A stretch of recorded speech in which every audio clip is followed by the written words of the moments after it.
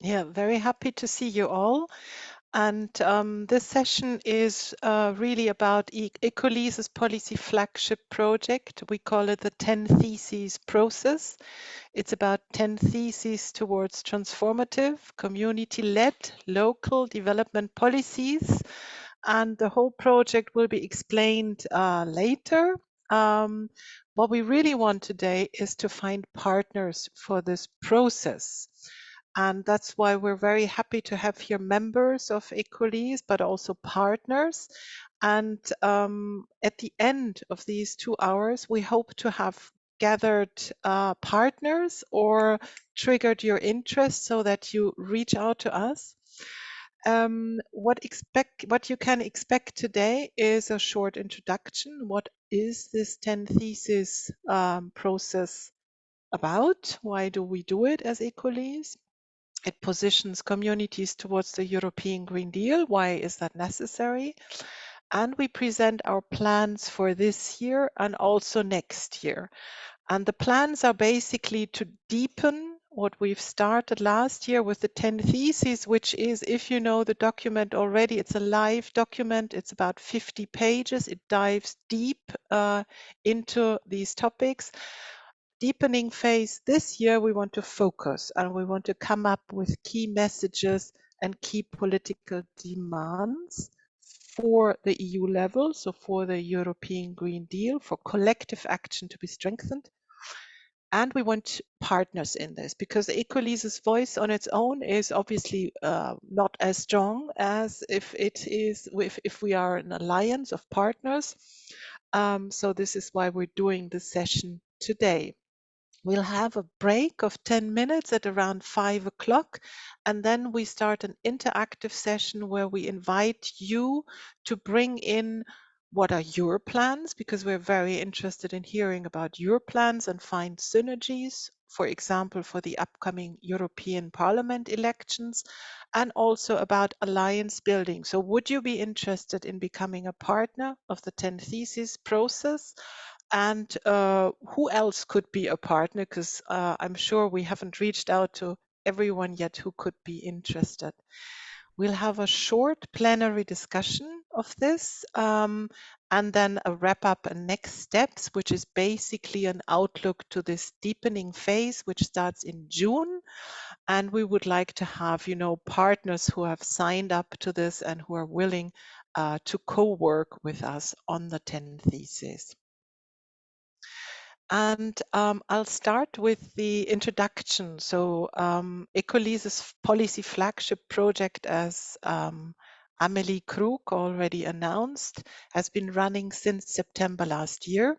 And it's basically about positioning communities, so community-led initiatives such as permaculture, transition network, but also ECLE. So I know somebody from ECLE is in the room, so local governments for sustainability, towards the European Green Deal.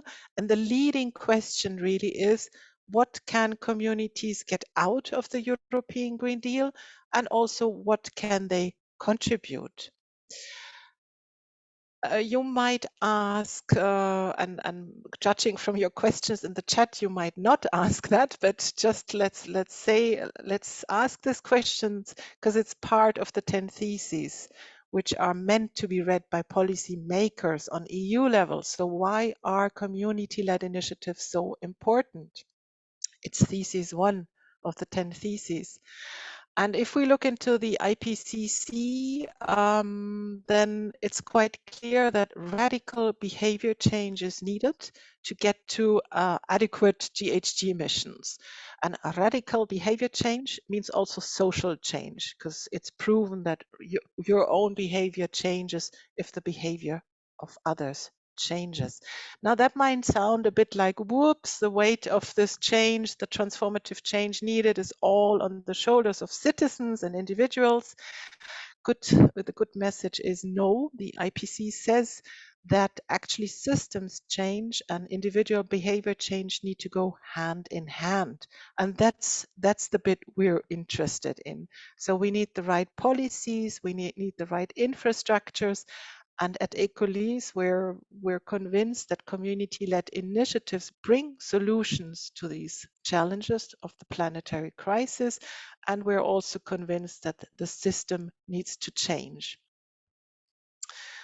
Again, the 10 theses are about convincing people who are not necessarily living in an eco-village or not doing permaculture in their garden. So it's about mainstreaming and upscaling and mushrooming these transformative social innovations that community-led initiatives bring.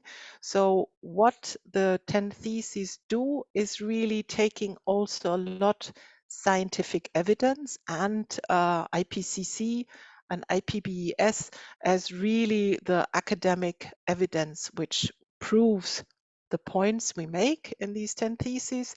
The IPCC says people matter. So it's not about technologies or policies or money, but it's really about getting people, so society, to change. And this is a transformative change. ECOLISE senses in this that the European Green Deal is really a window of opportunity because it is systemic in its motivation. And this, some of you might know this visual. It's the multi-level perspective on transitions by Gale. So it's an academic model which says that these social innovations which kind of thrive in niches as permaculture, eco-villages, transition towns, these niches can be empowered to scale and reach what Gales calls the regime level, which is the policy level on EU levels, the European Green Deal, for example. So we think this is a takeoff moment. You might also ask, how can community-led initiatives scale? Because not everyone can have a permaculture garden, not everybody can join an eco-village. So this is exactly what the 10 theses try to find out. So what is it that needs to scale so that society is ready and participating in transformative change? What unites all of these initiatives is that they strengthen our muscles for social imagination. A lot of you might know Hopkins' book, From What Is to What If. And what I really personally find amazing is that many people are very desperate. There is little hope, even if you talk to young people. Very often the reaction to the European Green Deal is, that's all utopia. It will never happen. And this is this attitude which community-led initiatives defy but in their way of being and working and living. So from what is to what if, to strengthen this social imagination. If we do a quick show of hands, just who of you knows the Green Deal and who of you is implied or involved in a European Green Deal going local initiative in whatever form?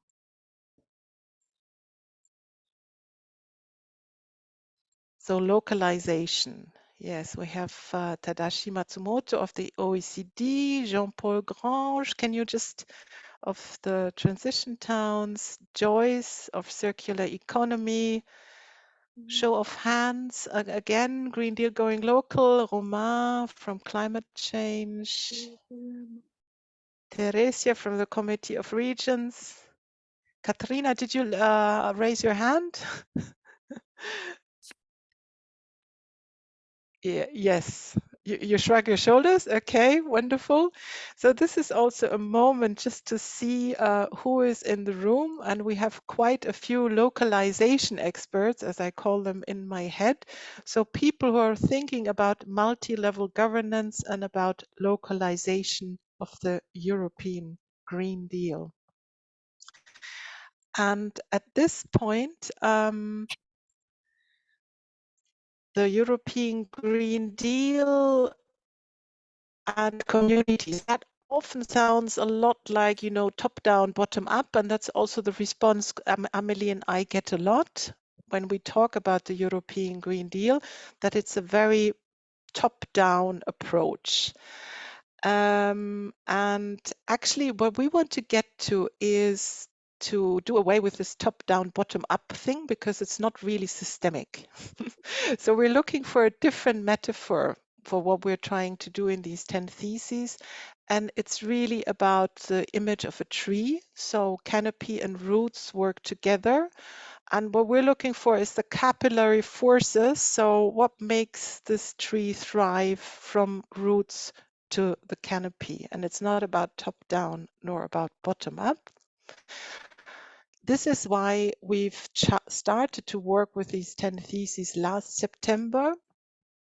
And they basically try to open a worldview, but also to describe attitudes and beliefs that community-led initiatives hold. And what these 10 theses try is to dive deep into something which you can say in a second. So what is our shared vision of transformational, community-led, local development policies? So you can see, I could say that in 2 seconds and everybody would say, yeah, sounds good. What we're trying to do is dive deep in each of these words. So what is transformative? Why does this transformative change need to be collective? So why is it needed that we act together? We could all act individually or outsource it to someone. Why not? Why is it important that it is local? Why development, and what does development mean? And why is it necessary to engage in politics and policies? The structure of each of these theses is the same. So we have a question where we describe the challenge. We have a thesis where we say, what can community-led initiatives bring to solve this challenge? We have a link to the European Green Deal, which is really interesting because it shows that the European Green Deal has a lot of answers already. And we're trying to make this link to make people aware about what is there already in this ambitious policy package and what needs to be improved, which brings to policy and political demands. So we're trying to formulate very concrete political demands for collective action to thrive. The theses also offer good practices so that policymakers can, understand what is it that we're talking about when we say community-led initiatives. They give scientific sources so that policymakers can be, either convinced or enticed to read further. And we integrate similar demands by partners, that could be you, or by other organizations. We got this question not a lot actually, but we got it sometimes. Why are you doing this? Because it's a 50-page document. If you had a look at it, you can see it's quite extensive. So it's in the age of Twitter. It seems a bit, odd to dive deep. We're doing this because we're convinced that the space for deep conversations is nowhere to be had. Policymakers have a 4 to 5 year rhythm of re-elections. We all don't have time to think and discuss, actually.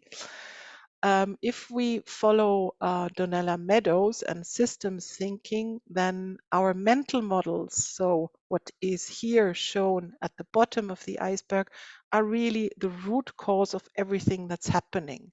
So everything around us, the political system, the economic system, even the way nature looks today in Europe is actually coming into existence here. So if we want to have systems change, transformative change, we need to start by changing or exploring at least our mental models, our attitudes and beliefs. With this process, we've reached so far over 300 people from over 70 institutions, and the feedback, especially by the community, is very interested. And Amelie We'll talk about this later because we're working together with the Science Policy Board to bring academic evidence to the 10 theses. And also what happened so far, we've started to build a strong partnership alliance, and these are the partners of our last main policy event in October last year. And we would like to build on these partners and get new partners for the process of these 10 theses. Now I've talked a lot and I would like to give you, stop screen sharing actually. Just have a look into your faces and see if there are any questions at this point. And as it is an ECOLISE event, what brings out the questions is often a good stretch. So you can do this, don't feel silly, because I'm a yoga teacher, I know what I'm doing. Exactly. So loosening up our body, our muscles is also what, gets our emotions and the mind flowing.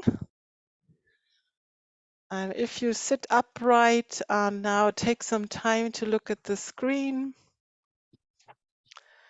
and have an impression of the people who are around. I see Peter from the Common Agricultural Policy Implementation Contact Point. Hi, Peter. So I see lots of interesting people who have to do with localization and multi-level governance. And now you've had this input about the 10 theses process and project. Are there any questions? And we only have 5 minutes for the questions, but we would like to also gather them in the chat. So you can either think and write in the chat or ask this question in the plenary. That's also very welcome.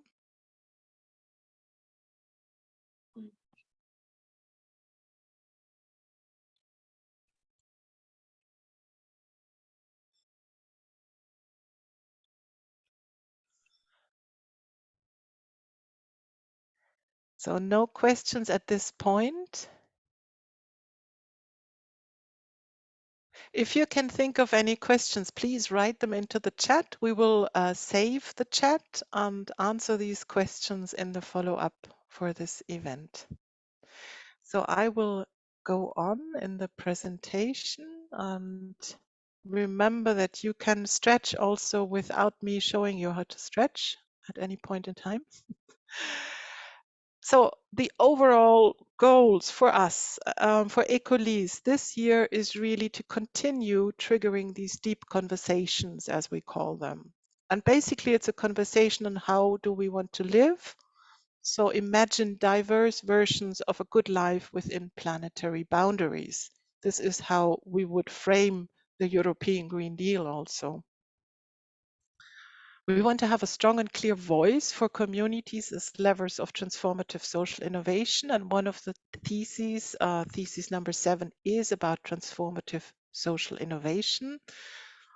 And we want to create, ideally, a shared vision of transformative community-led local development policies in Europe. Because if I look at my region here, it's still all about building buildings and building roads and not supporting healthy networks. So the local development policies, which are influenced by EU levels, so funding and regulation, are not at all yet there where I personally would want to see them. But that's not why we're doing this process. It's not about me. What we want to do in a deepening phase is formulate these key political demands and key messages. I told you about the process. It's a 50-page living document with 10 theses. So it's very extensive, and that's what it's meant to be.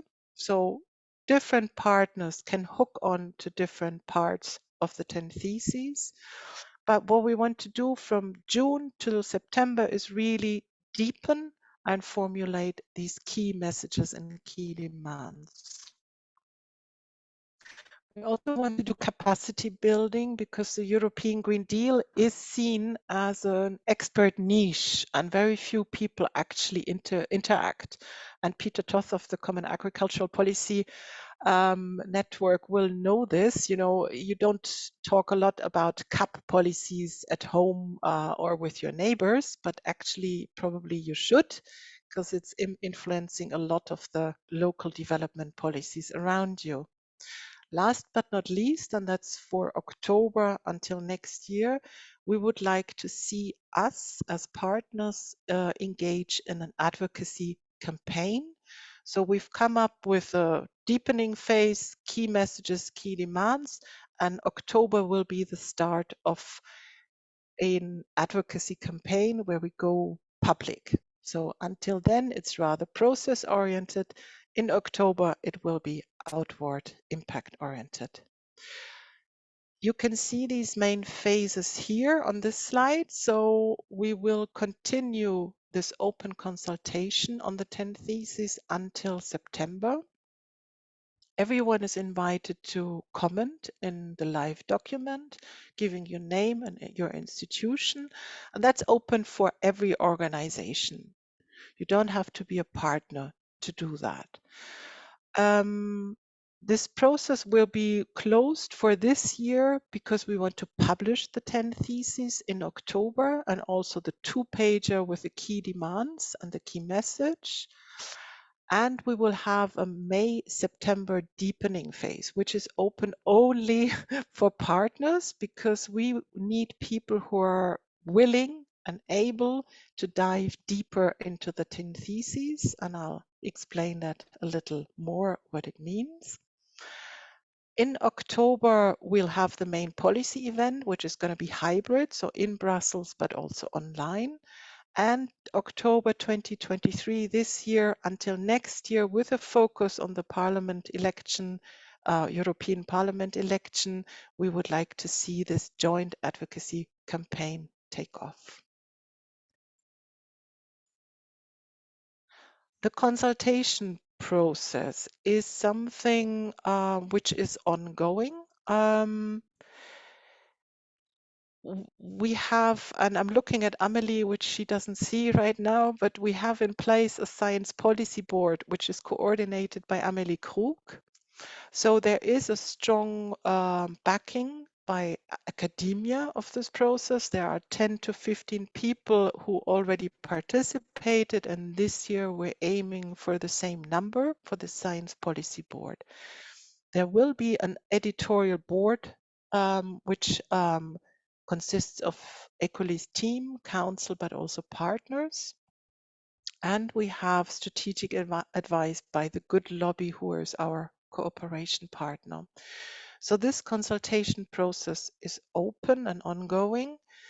The deepening phase, and this is now where it goes more into the nitty-gritty. What does deepening phase mean? And you as partners who can participate in this, be aware that it basically means that we will have 4 workshops altogether, a time investment of about 10 hours altogether.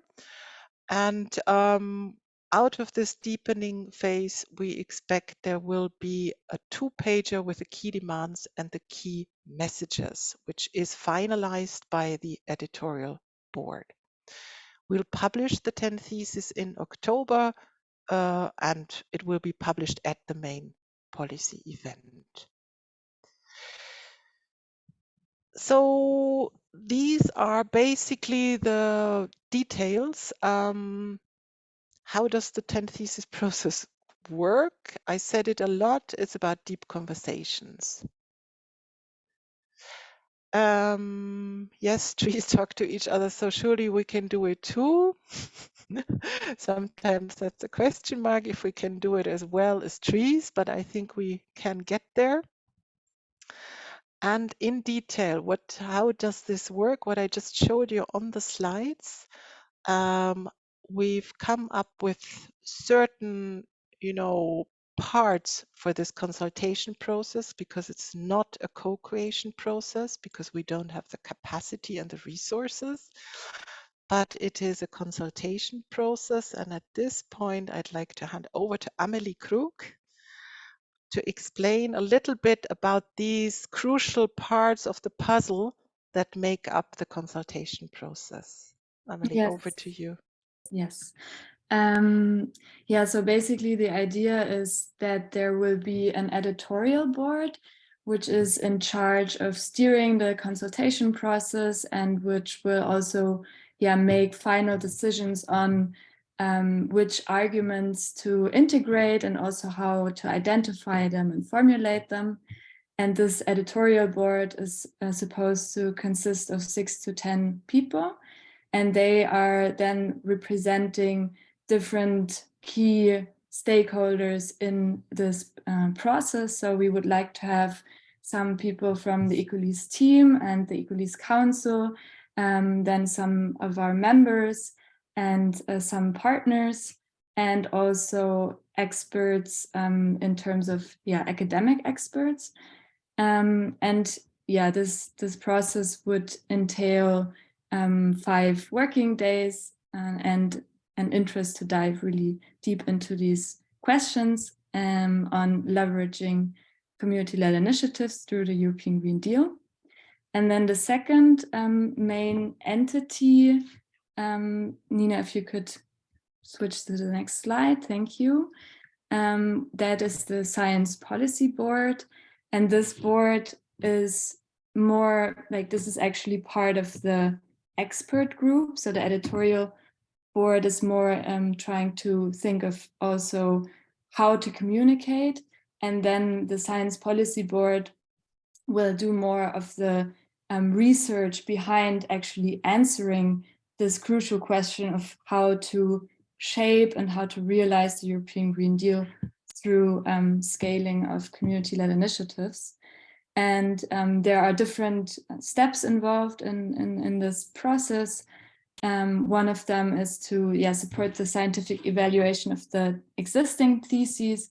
So to really ensure that the arguments that are there are actually grounded in academic research, to ensure that what has been researched so far and also been harvested in ECOLISE publications is accurately represented.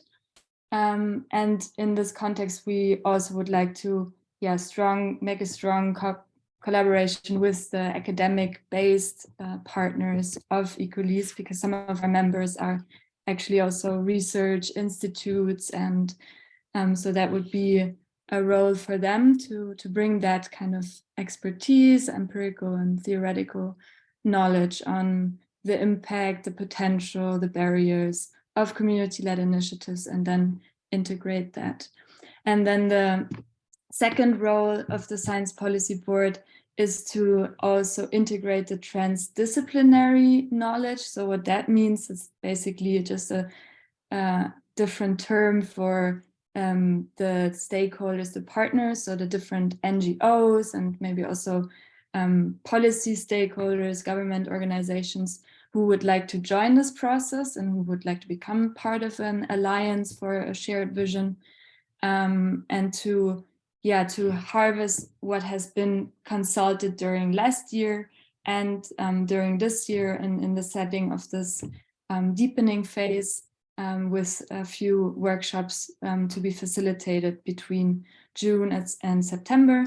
So to harvest that and then to use the synthesis from that harvest to then again inform the editorial board, which will then be more actually engaged in the writing process, because not 100 people can actually write this document, but we can ensure that the main arguments are fed into this process, are advised to the editorial board. And then, as mentioned, there will also be some members of the Science Policy Board part of the editorial board.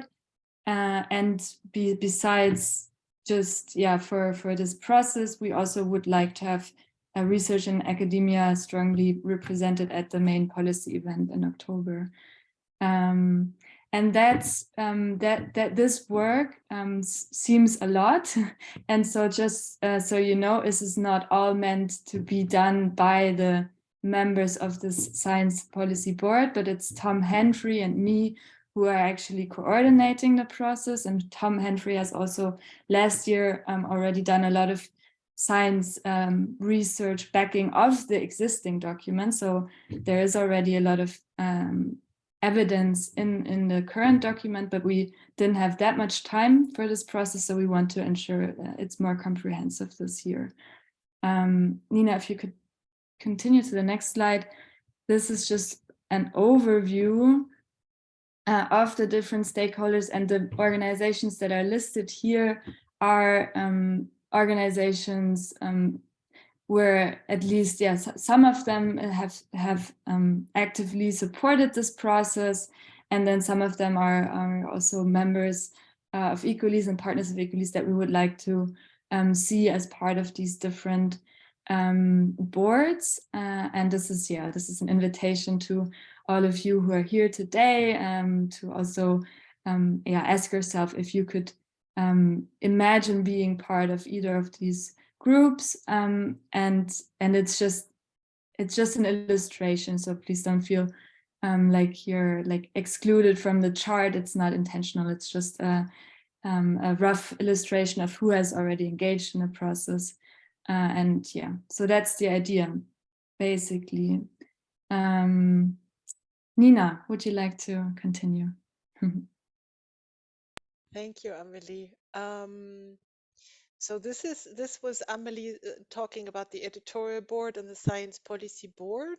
I'll talk about this deepening phase, which helps us to come from the 10 theses, 50 pages living document, which will still exist. So it's not about, freezing this, putting it into stone, but the deepening phase is rather about formulating these key political demands to EU levels, and also formulating the overarching narrative. Why is community action so important?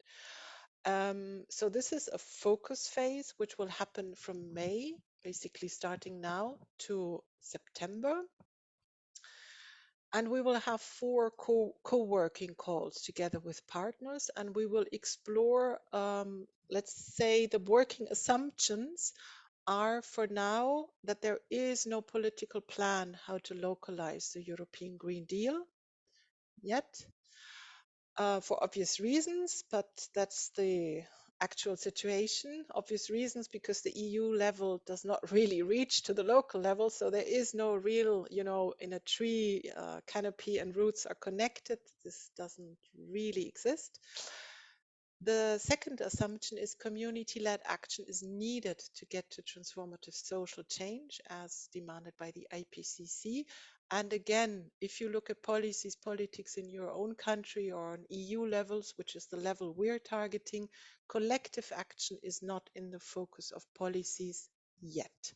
There are a few things like leader community-led local development, which is a funding method, but there is no really overarching transversal focus on collective action and citizen action. And the third assumption is really, why do we bother with the EU level? Well, we think the EU levels have considerable influence on localization of the European Green Deal. We're now in the implementation phase of the European Green Deal. There is funding, there is regulation, and also there is this general guiding light or orientation function of the EU level. And we want to be really clear about, what are the big switches within the European Green Deal and the EU level where we can have an influence. So the communities are involved in localization of the European Green Deal, and so that they can thrive. Overall, the focus, and I've talked about you here in the room as localization experts and multi-level governance experts.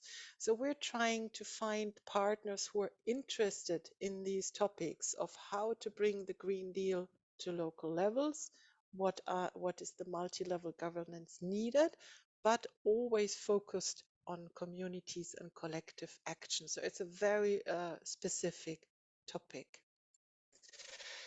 Again, because we know that your time is really valuable, and what we like to do is a very focused exchange. Here is how we plan to work together.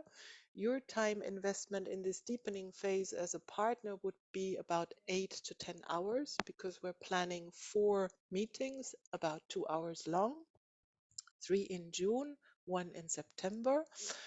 And the one in September will be a conclusion workshop, which will present the outcomes of this deepening phase. So what are the key messages? What are the key demands?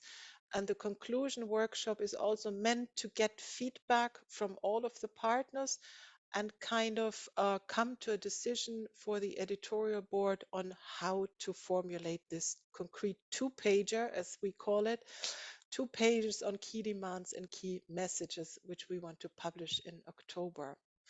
We're doing this deepening phase with the Science Policy Board, so Amelie Krug and Tom Henfrey as coordinators, and the Good Lobby, which is a policy expert NGO for EU levels and the European Green Deal.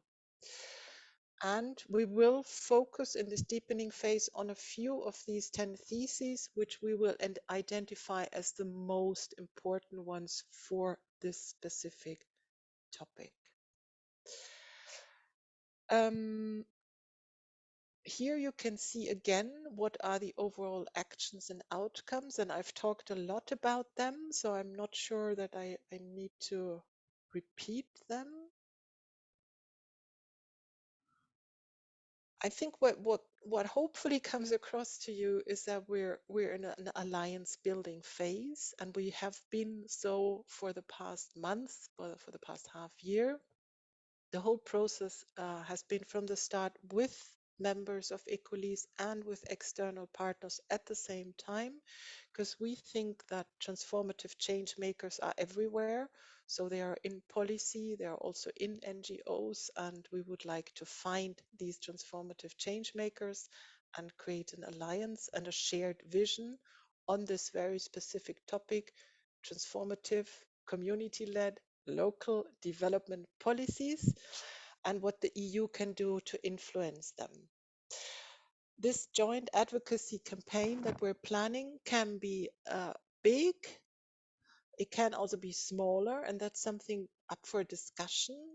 ECOLISE is able and willing to focus its resources on this joint advocacy campaign, but it's something that will, evolve, and we can see what is partners' interest.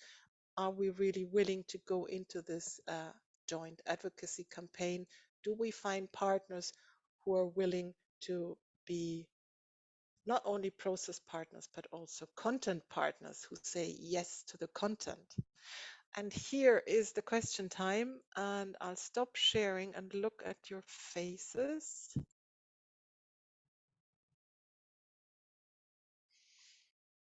So this is always the time when we can do a little stretch, and I know I need it, so even if you don't need it, I'll stretch.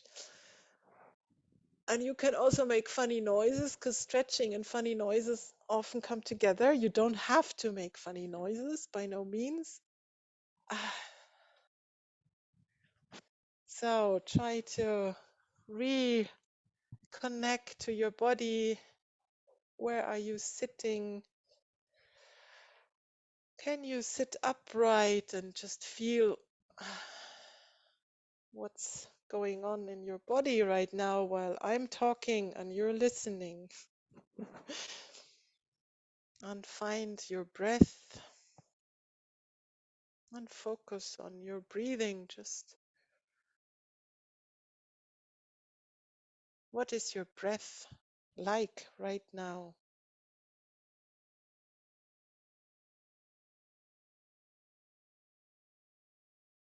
And release all the tensions in your neck and nape regions, in your shoulders when you're exhaling. All the tensions you don't really need right now. And then slowly come back to the screen and focus on the faces that you can see on the screen.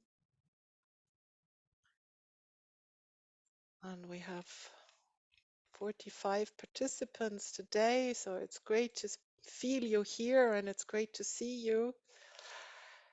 And again, I invite you to write your question if you have a question about this process.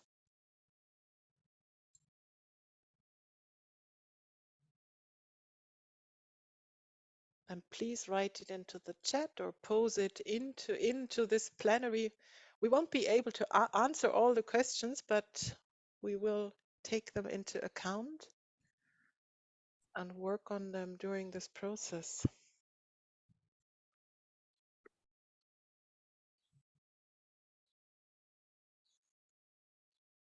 Abdul, maybe if you're monitoring the chat and if you see something, you're free to point it out and read it if you see something.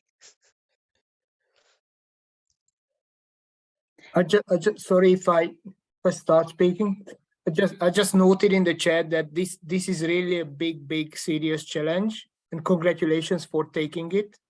And I think it has the challenge has many aspects, and really it's about, because there are so many messages floating around about climate change and what we need to do and what are the best ways to tackle it and basically protect human society and nature as well, of course, is that you need to get, making sure that you get the right messages really through to the right people is really very, it requires a lot of effort and a very precise targeting. And you need to be very aware of what you want to do and what you want to achieve. And also about getting the processes right. What I'm wondering about is we have the thesis, which is at the moment in a 50-page document format, which cannot be like very broadly circulated with the expectation of immediate practical impact. So you need to when you get to the level of that 2-pager, and the advocacy process is really, I'm wondering how the thesis can be turned into action. Because there's also time, I'm not sure there is 5 or 10 or 15 years to actually introduce big changes. We need to be, overall, everybody needs to be quicker with that if we want to achieve even the Green Deal targets. So what we usually do in the network is we try to identify good examples, and then it's a sort of a soft impact on others where we demonstrate that things can be done, which seem to be risky or innovative and all that, but people still do them.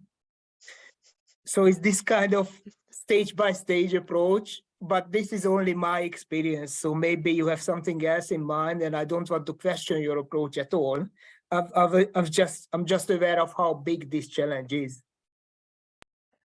Thank you, Peter. Yes, it's a big challenge. And no, I don't have any answers to that. So but it we is a hope big to challenge. find those answers in the deepening phase, I think, Yeah, right? That's this is the plan to focus now more. But the plan is also to do this together with these deep conversations. And I think we have identified quite big, how do you say, gaps? Like, there is no plan for localization. I was surprised to find out about that. I thought there was one. One always thinks there is a plan. And also no focus on citizens and collective action in the policy packages. So the gaps are pretty obvious. And the aim is really together with you, because there is huge collective intelligence in this room, to focus and come up with this 2-pager. And the charm of this process is that it's not frozen. So we come up with a 2-pager this year. We do an advocacy campaign, but the document of the 10 theses will stay alive. And we can also stay alive in our key messages and our key narrative. So it's nothing which is frozen, which is the permaculture approach of observe and interact. And it's also trying to, emulate community-led initiative methods, which is transformative social innovation in our policy approach. So that's just very quickly. Is there another question? Because I find this really interesting to hear what your insights and feedbacks are, maybe into the chat. Or Larry Moffet, do you of Rise for Climate Belgium, do you plan to focus only on the European Green Deal, or will you also examine other EU policies that may support or undermine the objectives of the European Green Deal, such as free trade agreements or the common agricultural policy? Very good question. For this year, we plan to focus on this deepening phase because ECOLISE really is quite small, and Amelie and me, we're like maybe one FTE full-time equivalent, so the resources are scarce. But the plan is to focus in the coming years on specific policy packages within the European Green Deal, focus on any policy packages where collective action, citizen action, demand side contributions can have a big impact. And these are obvious topics like energy renovation, also biodiversity, climate and pollution as transversal topics.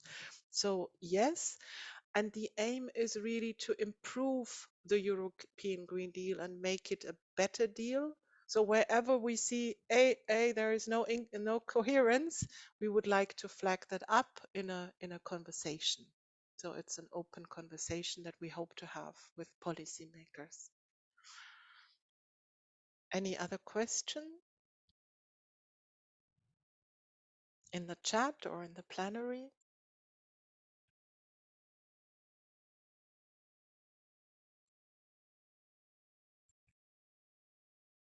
Okay.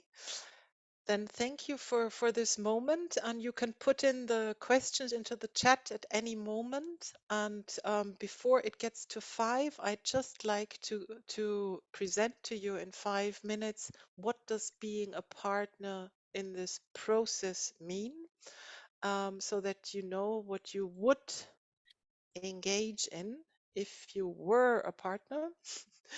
So first of all, the benefits for partners is to have a peer-to-peer exchange, because we are trying to reach out to localization and multi-level governance experts. And we have a very, very specific topic of localization of the European Green Deal and of thriving collective action. So it's a very specific topic. And I think it's very rare. You could call it a community of practice, but you can also just say it's a deepening phase. But it will be very rare to find people and experts talking about this and exchanging. Also, having a shared vision on this topic, so transformative community-led local development policies, is beneficial. Peter, others, Katrina, there are many people who work on local and regional development in this room, and just having a shared vision of what could this look like, so it's in line with planetary boundaries and a good life for everyone. Obviously, having a strong alliance is good for everyone. Capacity building, we have the Science Policy Board, which is a source of knowledge, obviously, of contacts and of networking, and also the Good Lobby as a cooperation partner who are experts on the European Green Deal. And having an impact on EU levels, Peter, you said it's really challenging. But I think the Margaret Mead said that that change always starts with a small group of people, and I personally do believe that is so. So amplify our voices. And how can you very concretely contribute? And this slide is about how you can do it. As I said in the beginning, anyone can contribute to the live document. So please go there, have a look at it, pick one of the theses, pick one of the parts of the thesis, and write your name, organization, and what comes to your mind. The theses are structured so that you can find many docking points. Is it a good practice example? Is it a scientific resource? Would you like to have another key argument highlighted which isn't in there yet? So this is one way. Another way is becoming a partner of the process. And by becoming a partner of the process, you will be part of this focus time, which is now upcoming. So focusing the 10 theses, 50 pages into a 2-pager, defining the key demands, the key political demands and the key narratives. We call it a process partner because you don't need to be behind the content of the 10 theses yet, because it's impossible, because they're still changing. So we invite you to become a partner of the process, and maybe in October when they're published, say yes to the content as well. And then join the advocacy campaign, which we will start in October at the main policy event, and which we hope will have a peak next year for the European Parliament elections. You can see the timeline here. Becoming a process partner, we've tried to make it really easy.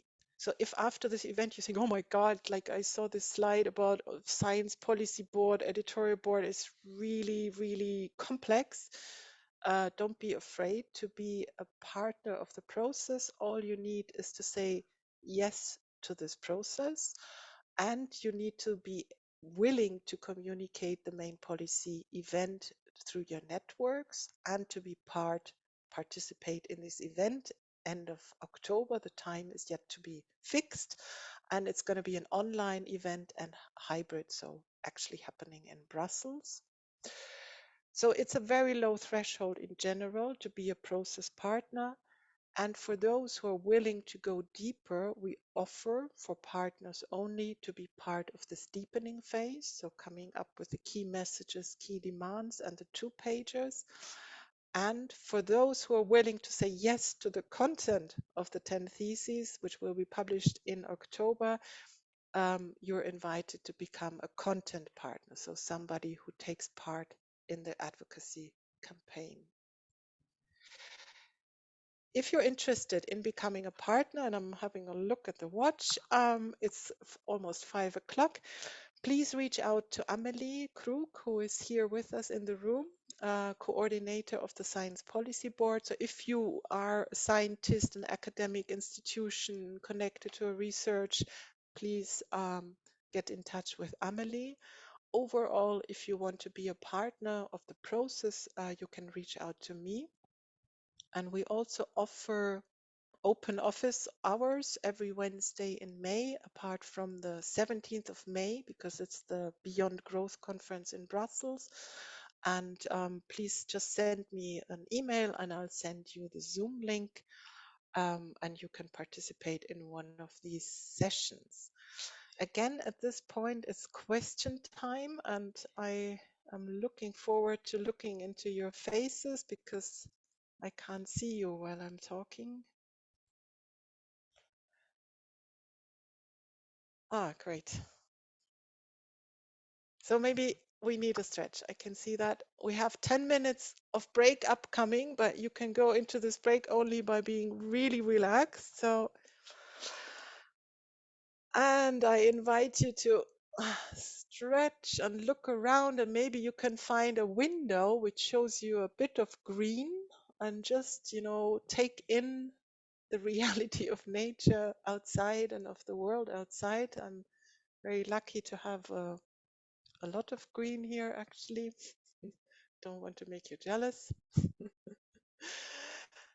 And then slowly focus back on the screen in front of you and on the faces you can see there. So we're coming to 5 o'clock, and I'd invite you to put the questions you have about being a partner in the chat or ask them in the plenary. And we're coming up also to a session which is interactive, so don't worry. You will get to know the people who are here. That starts at 17:10 or 10 minutes after 5 around. So there is an opportunity to get to know each other and to talk about alliances and synergies. But for now, just any questions about the slides you just saw?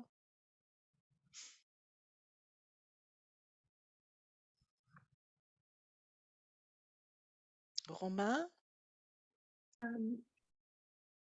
Yeah, thank you. Grisel, you're next, okay? Yeah. Sorry. I'll keep it very short. I wanted to know if you already have an idea of how the dissemination campaign will look like, because yeah, on our side, I see that we could help more like from starting from 2024, meaning the dissemination part. Yeah, there is no, we're working on the concept, but we don't have a clue yet. Okay, so happy to help on this side. Yes, that would be wonderful because we don't have a lot of money, but we count on creativity and power of community. Grisel. Hello, everybody. Thank you very much for this event. And I'm very glad to see you after the event in Belgium. So I just wanted to, I was wondering that because I didn't see the climate pact, it was not mentioned. And since you, Nina and Abdul and I are climate pact ambassadors, I was wondering if there's a specific reason for not mentioning it, since I actually think it's relevant for strengthening the community-led initiatives, but also it seems to me that we could actually strengthen the climate pact. You know, that it could be mutual. We can't hear you, or I can't hear you anymore, Grisel. Peut-être sans la caméra, Grisel. And now you're back. Yeah. Yeah, I don't know what happened. So yeah, I don't know if you got what I was saying, but it was around it could be mutually we strengthen each other actually.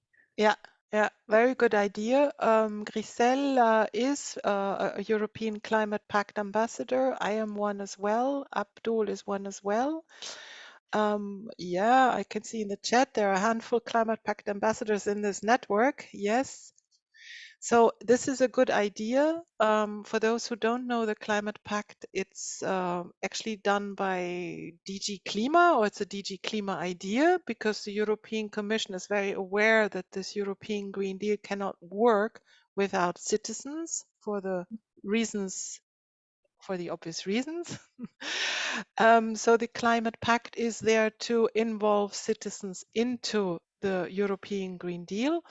And I frankly, I'm an ambassador because this is one of the big hopes I still have for us to somehow make it, and I'll leave it at that.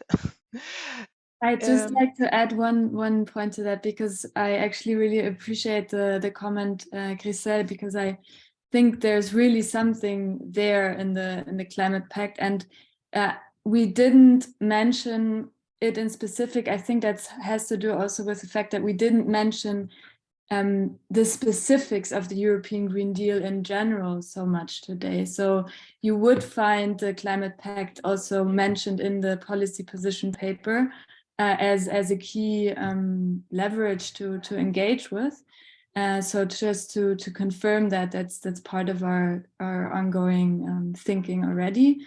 And it would be really interesting to explore that potential further, because the narrative behind the Climate Pact is actually very well aligned with ECOLISE's narrative of community-led transformative action, engaging citizens, ambitious aims, and building a climate movement across Europe. So that's basically what we want. And yeah, if you look at the language, it aligns very well also.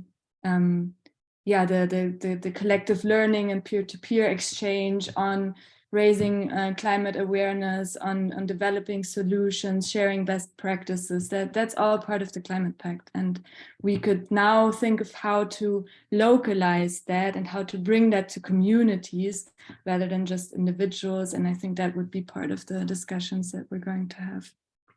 Great. So now it's 5:05. and some people need to leave already. Thank you for having stayed with us. And I would like to invite you also to take a break of 10 minutes. And we will have an interactive session. And I'll just announce this interactive session so you know what's waiting for you. It's for us to get to know each other in the room, and especially for the ECOLISE team, to know, who in the room would be interested to become a partner and why. And do you know anyone else who is not in the room who could be interested? So a bit of a mapping of potential allies. That's one breakout room.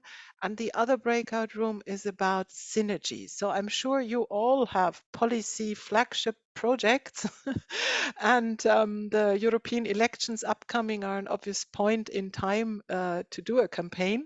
So if there is anything that you've planned around localization of the European Green Deal, about collective action, please let us know. These two breakout rooms will be coming up. It's now 5:10, and I suggest to meet at 5:20 under the same link. Abdul will lead us through the process of creating breakout rooms, but you don't need to worry about this. Happy to see you back in 10 minutes. And for those who need and want to leave now, a big thank you for having been with us. And we'll follow up by mail. And please come to one of the open office hours in May, 4:30 to 5:30 on Wednesdays. Write an email to me. Thanks.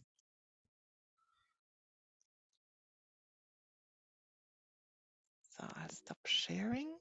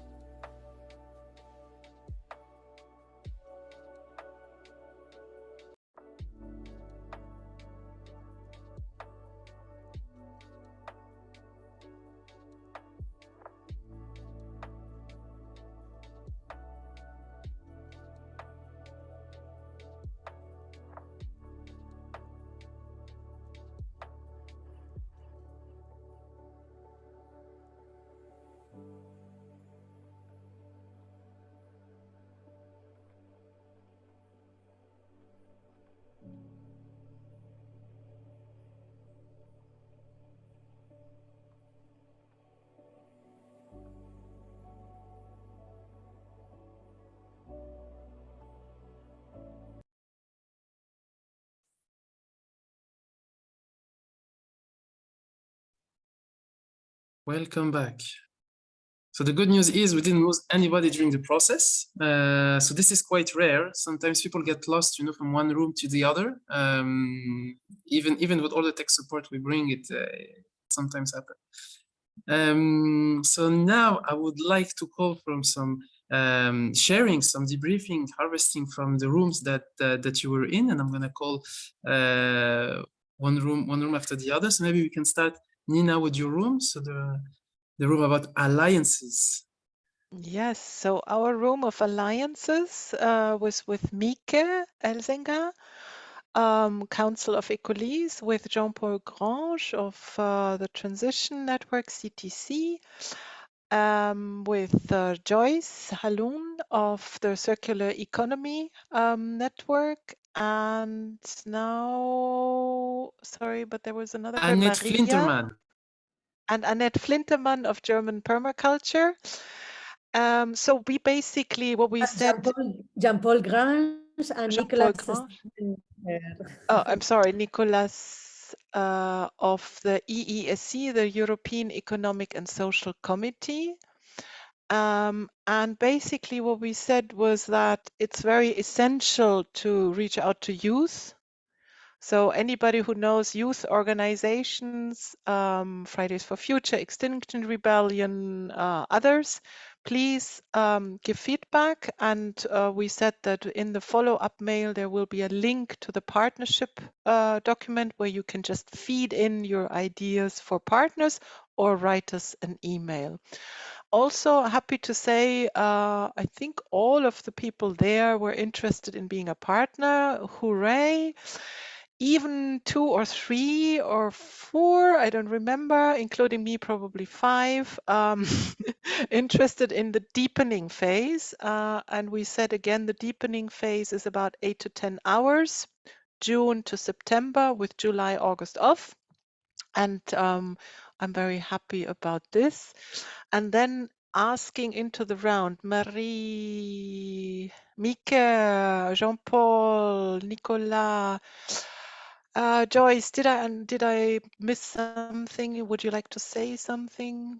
Annette? No? Okay, great. Abdul, that was it. Very, very good breakout room. Thank you, Abdul. Merci, Nina. Next, it's actually my breakout room, and I would like to bring as good news as Nina and saying that everybody was in and applied for the partnership. It's a bit more tricky, especially because of the date. So I think one of the main feedback is if the date in October is set earlier, it would help support if that commitment can be made. So that is great. And then we also have feedback that even if they would not become partners, they would share the message about the 10 pieces, about the ECOLISE work, to try to find the right actor. Yes, but to be fair, in my room, I had Marie Terminga from Elart, which is already a partner and has been for most of the past year. We had Gabriel Delaplace from Enerco, which is a cooperative of energy generation in France. So a partner on community-led initiatives. We had Romain Crouzet from Climate Change France. Yeah, we'll see where it goes. And looking forward to hear back from them after this event. Anything else to add, Gabriel, Marie, Romain, or Ines from our breakout room?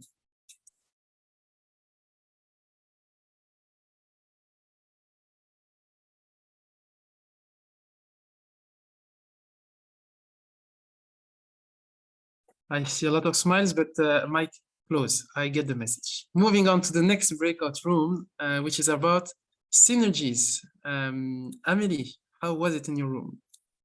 Yeah, it was also a really nice discussion. So in our room, there was Jofi taking the notes, then there was Grisha, Vishna, Foke, and Anna Margarida.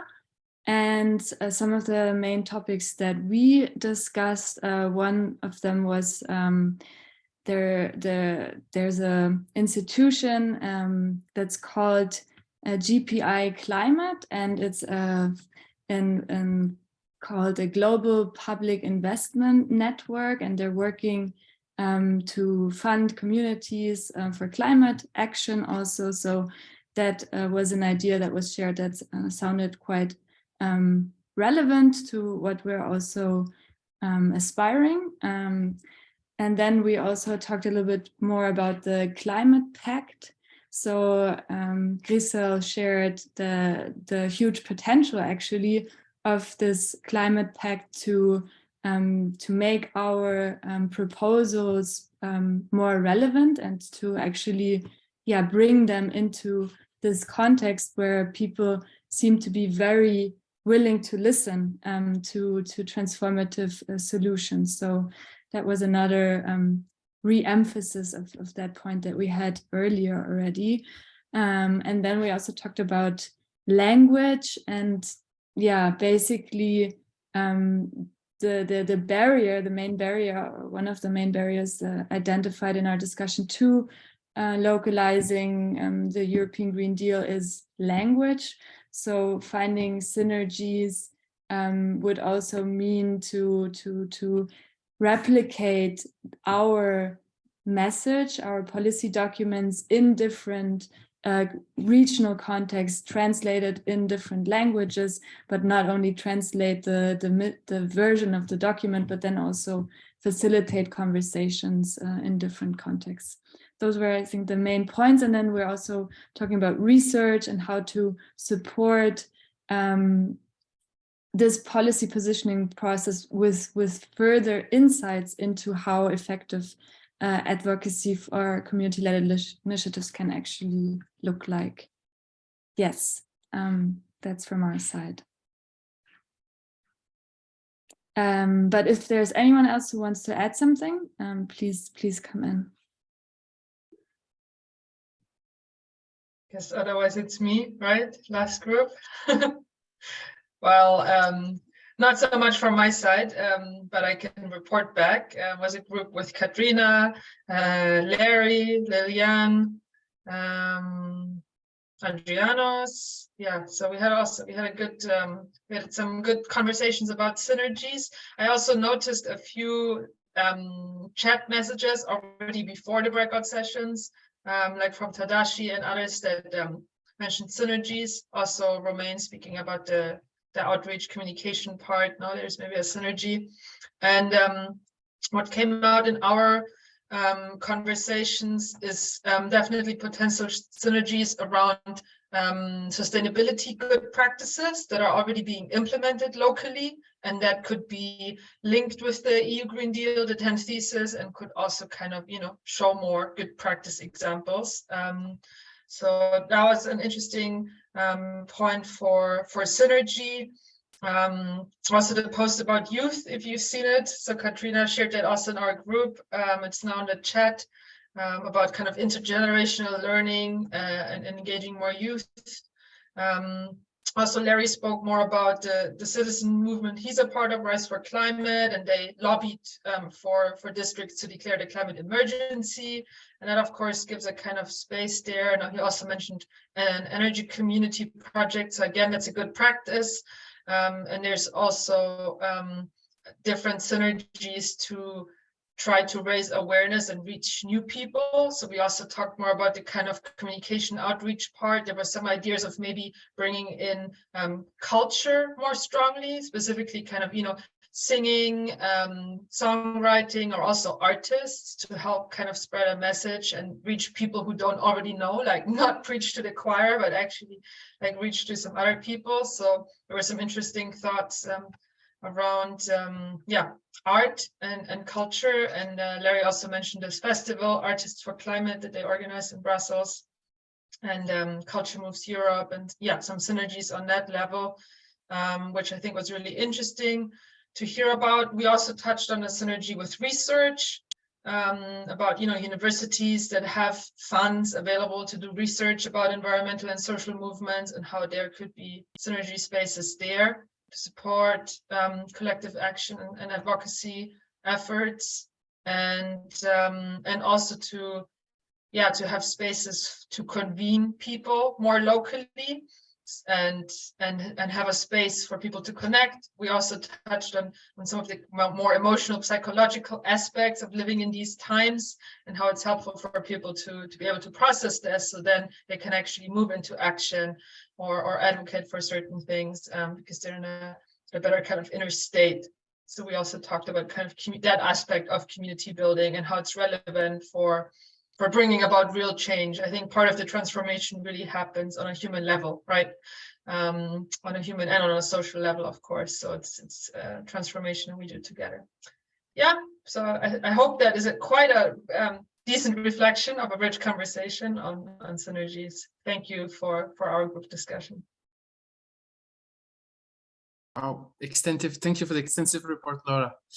And now we're getting close to the end of our event today. I think I will leave you in the hands of Nina for the reminders of how can you contribute to the process. Yeah, thank you so much. And I'm really quite overwhelmed and moved by this event and by your presence. And I am also realizing that I don't have the slides, which is also very moving. So this is just a reminder of how you can contribute. So keep in mind that becoming a partner of this process is not onerous. Amelie and me and the team might have given you the impression, oh my God, this is really complex, but we've tried to keep the partnership low threshold. So it's a minimum engagement, say yes to the process and communicate the main policy event in October, which will probably happen end of October online, and be there. So this is the minimum obligation. And if you want to, as a partner, to become part of the group which focuses on key demands and key messages in the deepening phase, it's an 8 to 10 hours investment from June. July, August are holidays, off to September. So with 4 meetings. And that would be much appreciated, because I think the collective intelligence is needed for this process. And I hope we're going to have a small or not so small, very good group by the end of May. So the joint advocacy campaign, we talked about this. It's something that is in the making. There are several ideas, and also this we would like to co-create, maybe not, because that's too much work for you, but to have your input on that. Get in touch if you want to be a partner. And Abdul, I think on the next slide, we say again how you can get in touch. Write an email to me if you're interested overall, an email to Amelie if you're interested in the Science Policy Board, or if you know about scientific partners for this process. And also I'll offer open office hours in May, each Wednesday from 4:30 to 5:30 p.m. CET. And just write me an email and I'll send you the Zoom link. And we can also send you the Zoom link in the follow-up mail, so you don't even have to write an email to me. That's it. It's now 18:01. Very proud to be on time as well. And looking into your faces for saying goodbye. Thanks a lot for having been here. Thank you. Take Thank you care all. and be in touch. Bye. Bye. Thank you for Bye. organizing. Bye. Bye. See you soon. Bye-bye. Thank you. Bye. Bye-bye. Bye-bye.